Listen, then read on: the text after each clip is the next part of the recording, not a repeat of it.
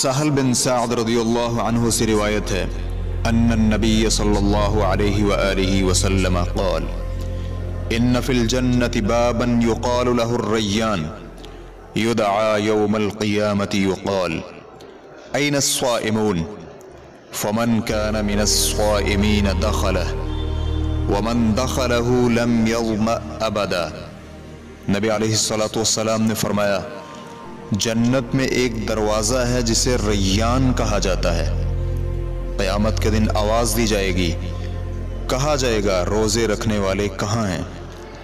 چنانچہ جو شخص روزہ رکھنے والوں میں سے ہوگا وہ اس دروازے میں داخل ہو جائے گا، اور جو اس میں داخل ہوگا اسے کبھی پیاس نہیں لگے گی۔